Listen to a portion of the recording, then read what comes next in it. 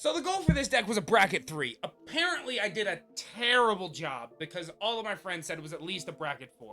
I said there's no way. The Gitrog monster is in no possible way a CDH commander. So bracket 4 is the top it can be, and this is definitely not even close to the top.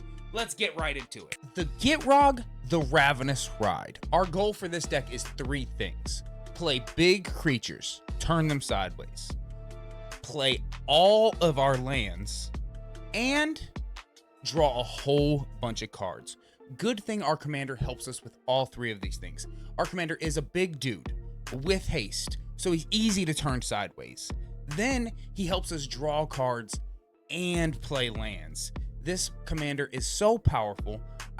He does not reach CDH. I built this deck at a power level 3. Squire Nate told me I failed horribly because this deck plays at a 4. I said, there's no way I can make this deck so much better. I don't know what you're talking about, man. But Gitrog the Ravenous Ride, for the people that don't know, it has Trample, it Haste. Costs 5, it's a 6/5. Whenever Gitrog Ravenous Ride deals combat damage to a player, you may sacrifice a creature that saddled it this turn. If you do, draw X cards and put up to X lands into play, where X is the sacrificed creature's power.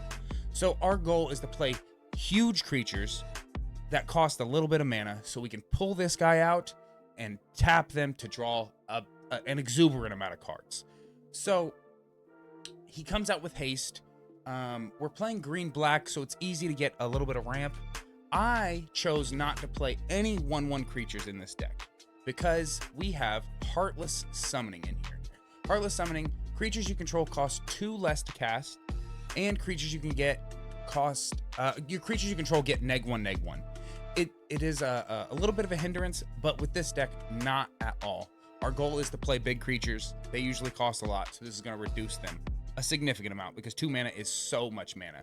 I also threw in the Jet Medallion to reduce our creatures even further, and then Goreclaw because he is one of my favorite creatures of all time, which reduce creatures even farther, right? So that's 5 mana reduction just on those couple cards. I was going to throw a green medallion in here. Didn't have it on hand, so I just built the deck, right? Our goal for the early game is to play a couple of these artifacts that are going to ramp us up, which, you know, we got a few of them. I actually cut the Soul Ring and put in another card. It's like a white of Reliquary. Solid card. It actually won me the game the other day. But we have Lightning Greaves to give our guys haste and Hexproof Shroud, which is super solid in these situations. Then we got we're going to go through the creatures now. We have 28 creatures. This is most of the deck. Our deck is a creature deck. We want to play big dudes. We want to turn them sideways. That's how we're going to win. That's what I built the deck as for a power level 3 because most people will win in combat in power level 3 and stuff. So we got for 4 mana, we got a 7/6. At the beginning of your upkeep, you have to sacrifice a creature. When you sacrifice this guy, each opponent discards a card, you draw a card, and you gain 2 life. If we can pull him out on turn 3 because we played a Heartless Summoning or a Jet Medallion on turn 2, and then play our Gitrog monster, this is a very good setup for us. Very good. It seems like a disadvantage to have that sacrifice your creature at the beginning of upkeep, but that creature literally never sticks around until our upkeep. It's not going to be there. We have Chainer, Dementia Master. Solid card. This card is going to help us put our creature cards from our graveyard back onto the battlefield. So we're going to be sacrificing big dudes. We want to sacrifice those big dudes once again so we can trigger this commander's ability, which is draw X cards, put X lands on the battlefield. So we draw 10 cards. We're going to put up to 10 lands on the battlefield. That's enough ramp for me. So I didn't put like any ramp spells in this whole deck. There's maybe 2, but not many because our commander is going to do enough for us, right? We got Forgotten Ancient just because he's my pet card. I put him in every deck. He does so much work. If we play him and we go 1 turn around the table, he's plenty big enough to saddle the Gitrog monster, which will draw us a stupid amount of cards and be able to put a stupid amount of lands on the battlefield. Pugnacious Hammerskull, 6/6 for 3 mana. Where can you go wrong? Like, legit. That's crazy.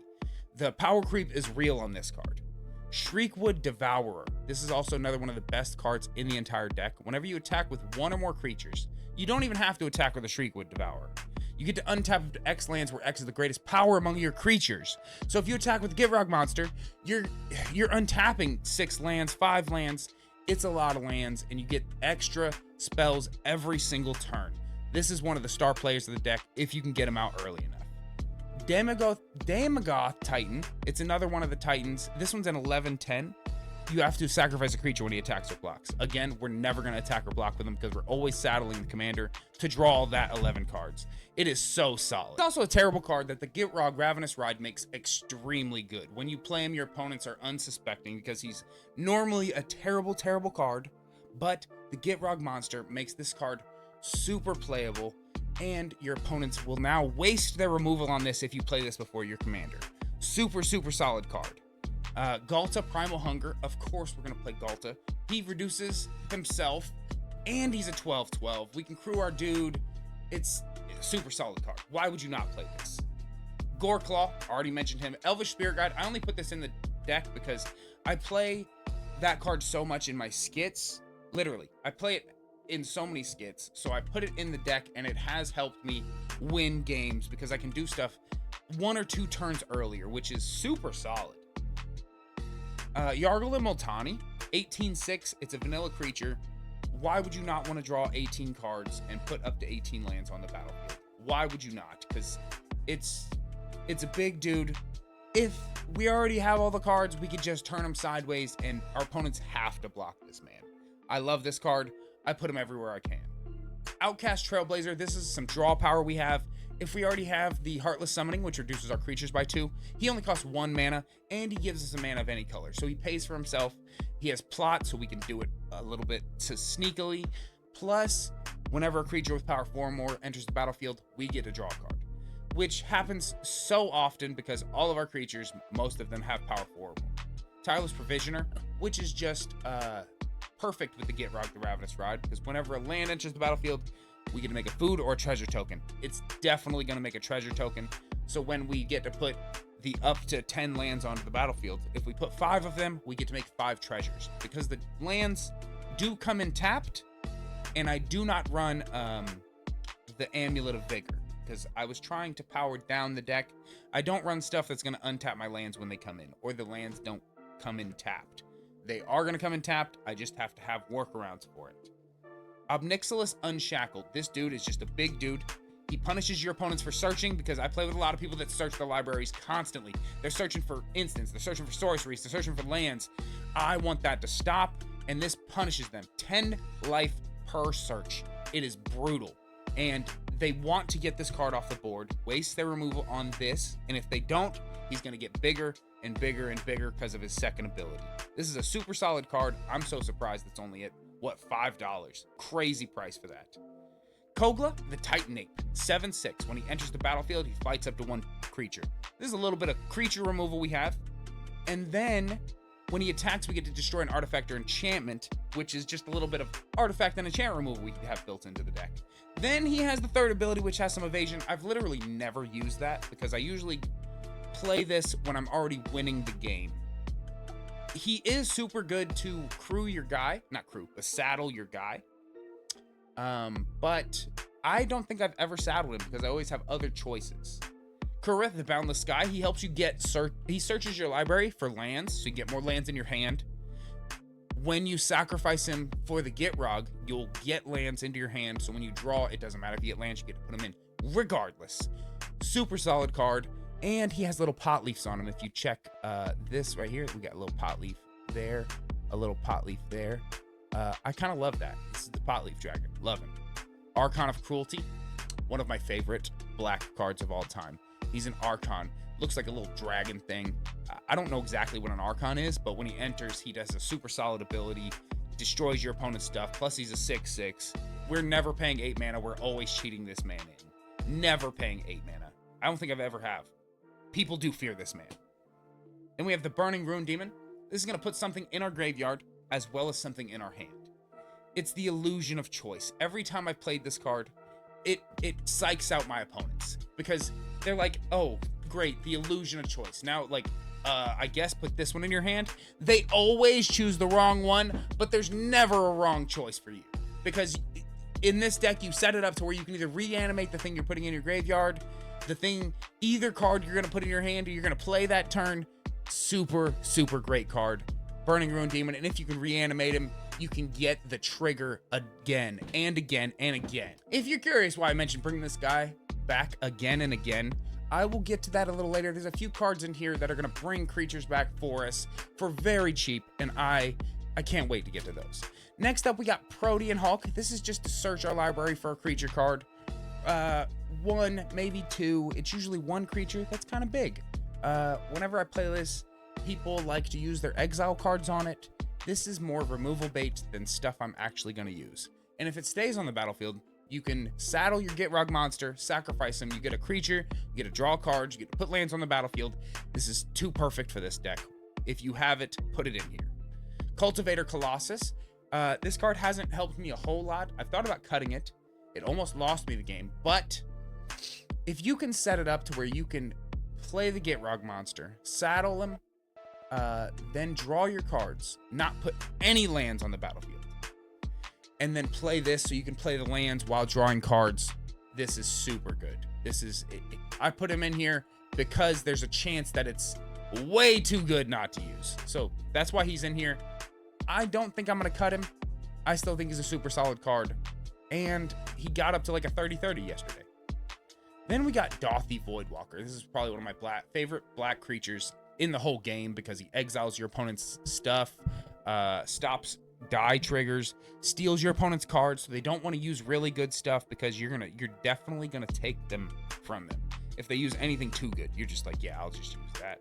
Why not? And then if they don't regard it, then your pool of cards that you can actually use gets bigger and bigger. And then we reanimate this guy and can use those cards regularly because they all have lore counters on them. Void counters, that's what they are, not lore. Sylvala, Heart of the Wilds. We're already playing big dudes. This helps us draw cards and helps us get more mana because mana is important to play these big dudes. Because sometimes if we have a stupid amount of mana, we just want to do something with it. Metamorphosis Fanatic. Love this card. When he enters the battlefield, you pull a card from your graveyard, put him on the battlefield with a lifelink counter on it. This is a way we can gain some life. It also reanimates some stuff. If we can sacrifice him, then reanimate him, we get a lot of benefit because he comes in, brings a guy back. We sacrifice him, he comes back. We bring another guy back, two guys of lifelink counters on him. It's just excellent, excellent card. Then we have Lord of the Void.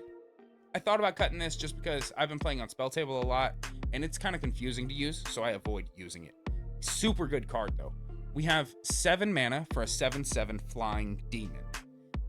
Whenever he deals damage to a player, you exile the top 7 cards of that player's library, then put a creature card from among them onto the battlefield under your control. So we're getting creatures from your opponents, we're exiling their cards. Exiling cards is devastating to some people. They can't recover if you exile their win con, and then we are good to go to just outvalue them for the entire rest of the game. We got the Primordial Hydra. This is gonna double counters on it. This is another target so we can sacrifice it to the Gitrog monster. That's all of our creatures. Get them big, sacrifice them, get a whole bunch of mana to where we don't want to do that anymore because we have so much value. It That Betrays is another way to punish your opponents for sacrificing things. If we can get him out, if we cheat him out usually, we'll reanimate him from the graveyard. So we're not usually paying 12. So the 12 mana doesn't hurt us that bad. It's an 11/11, super good card, has Annihilator 2. It does feel like a win more card, so if I'm playing this, I'm going to be winning already. But I still like it because it invokes a little bit of fear in people. You know what I'm saying? Vigor, because we're attacking a lot. This is a way to prevent that damage and put counters on our guys to make them bigger because we're trying to get creatures to sacrifice for the Gitrog. You know what I'm saying? This is Nyx Bloom Ancient. I don't know why they put this art, but our mana taps for triple mana. This card is ridiculous. I'm surprised they printed it like legit. Triple mana in green is crazy. It does cost 7 mana. I never pay that. And if I can get it on the battlefield in one turn, literally just one turn, my opponents are done for. Then we have the Vaultborn Tyrant. This is our last creature in the entire deck. This card helps us draw cards. It'll come back as a copy of itself in case we sacrifice it. So we get a second copy of it, then we can reanimate it. Like, this card is so good. I love this card. And it's not legendary, so we can get copies of it if we really want to, you know? Love the card. It is really expensive now. $37 for this card. I did not know it was that expensive. It's crazy. Well, if you're liking the video, consider let me be your Magic guy. Hit the subscribe button. Help your boy out. I'm trying to hit 150K, you know? And thank you for watching. Next up, we got Blight Grenade. We got plenty of board wipes in here because we can always recover from a board wipe faster than our opponents usually. They usually expend their resources rather quickly, and we have the draw power and the land bonus on our commander. If we can get one activation of that off, then board wipe. This destroys target creature, then all creatures get -3/-3. I know that doesn't wipe the board. It won't necessarily, that won't even kill our creatures, but it will take your opponents back for long enough for you to gain even more value and gain farther ahead from your opponents. Next, we have Casualties of War. I put this card in here because it's not very good. This is a cuttable card. I like it because you can pay a lot of mana to do just one thing just because it's really bad. Because, like, the deck was supposed to be a 3. That was the point of the deck. The deck was supposed to be a 3, so I put bad cards in here on purpose sometimes. Cards that cost too much that I wouldn't normally use. And this is one of them. Because it can help you if everything is going really bad. But I don't usually want to play this card. Decree of Pain. This is one of the best board wipes in the entire game. Destroy all creatures that can't be regenerated, and you draw a card for each card destroyed this way. So if we're wiping our board, we're drawing cards. If we're wiping our opponent's boards, we're drawing cards. We're drawing too many cards with this card in this deck. I love it. Amazing card. Extinction Event. This is the exile stuff. We're usually going to keep our best stuff. Exile whatever the problem is. Sometimes our stuff isn't even in consideration when you're doing this because we have so much value in our hands or we're about to put value. So we just try to wipe out what the problems are. Once we wipe out the problems, then we can last 1 or 2 more turns to get that much farther ahead. Next up, we have Comeback Wrong. This is just to take a creature from our opponent and sacrifice it. You know, that's pretty much the only reason. If we could take their commander, sacrifice it before the end of turn, it's solid. Love it. Adds 2 mana to them, stops them from doing something. It's a good card. I thought about cutting it just because I thought it did something different when I added it. Sadistic Shell Game. This card gets around Hexproof and Shroud.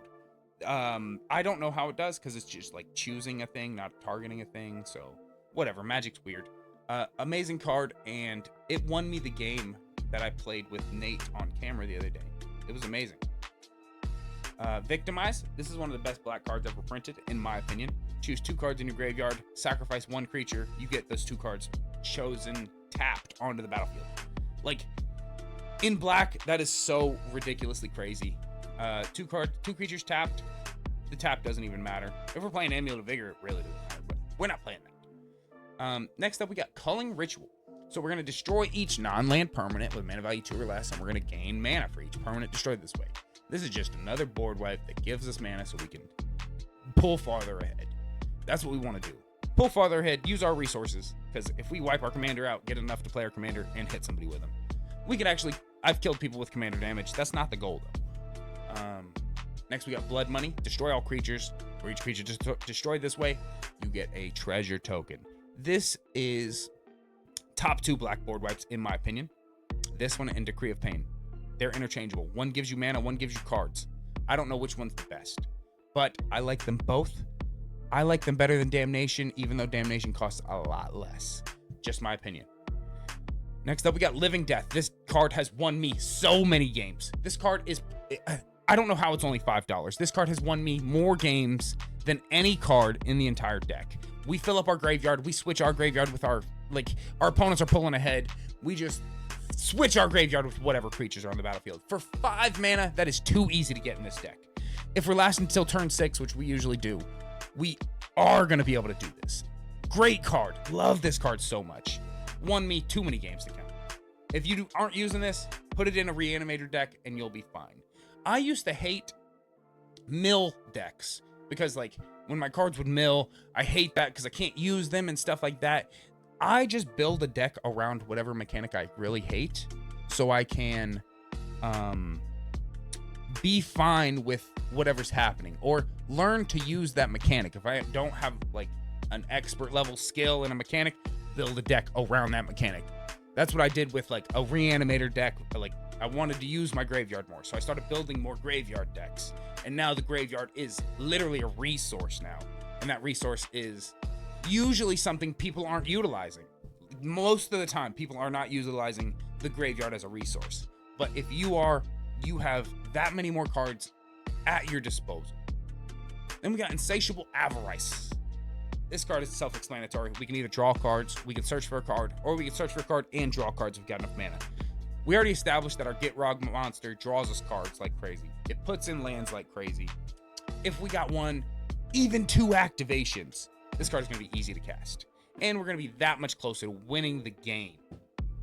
Next, we got Traverse the Outlands. We're going to search our library for X basic lands. Remember I said we had 2 ramp spells in the deck. This is one of them, because we searched for X basic lands. The other day, I searched for 18 basic lands because I had Yargle and Multani on the battlefield. That is a crazy amount. And I had Tyler's Provision on the field, so I made 18 treasure tokens. This was so good. So good. That's why I have so many basics in the deck if you check on the list. Next up, we got Reanimate. I already told you it's a Reanimator deck. We're reanimating good stuff. If anything's in the graveyard, if our opponents kill our good stuff, we're getting it back. Then we got the Imperial Seal. This is the most expensive card in the deck. This costs us half the deck price right here. You can cut it and make this deck for 150 bucks. So this deck card is not necessary. I put it in because I had an extra one lying around. Clearly, perfect card. Searches your library, puts it on the top of your library. Great card. Next up, we got Instants. We got 10 Instants in the deck. Our first one is a Fog. If Fog has never won you the game, you have not played Fog enough. Sometimes you just need one turn, and you are the target. And Fog lets you get to that one more turn. It has won me so many games, and nobody plays the card. It's wild. 49 cents, one of the cheapest cards you can buy, and it wins games. I'm telling you, Fog. Prevent all combat damage for 1 turn. So good. Then we have Tragic Slip. This is a removal spell, because we're already sacrificing creatures. Our opponents are already trying to kill our stuff. If they do, we can give something neg 13, neg 13. Super solid card. It's instant. It's 1 mana. One of the best black removal spells, in my opinion. Because it costs 1 mana. 1 mana, there's not many 1 mana black removal spells that are good. This one, if a creature dies, boom, we could actually kill something. We can kill a Blightsteel with this thing. Defend the Rider. This card is to give our guys hexproof, or we can create a pilot token. We never ever create that pilot token. This is there for that indestructible and hexproof until the end of turn. Because in case we're board wiping, they're board wiping, they're trying to target our guy, we can defend the Rider on whatever we want. Saved me so many times. Go for the Throat, another removal as well. Sometimes we just need to remove 1 creature. This is gonna do it. Non-artifact creature. It's not the most versatile, but it's 2 mana. 2 mana is worth it. Not dead after all. This is whenever we're gonna sacrifice a creature, or creature's gonna die, we can just bring it back for 1 mana. Our opponents absolutely hate this card. Rushed Rebirth does something similar. Whenever our creature dies, we get to search a card with lesser mana value and put that on the battlefield. So we do get a card for a card, but it's not the same card. Still super solid. We can usually get something really good because we're cheating in cards. They're big already, so we get something else big, you know? Entis Restoration. Probably going to cut this because I don't necessarily need it. Like I said, I was building it a 3. My friend told me I didn't build it right, so we're probably just going to up it to a 4 anyway. This would be one of the cut cards. It is good. Entis Restoration. We're going to have a power with 4 greater. We're going to get 3 lands.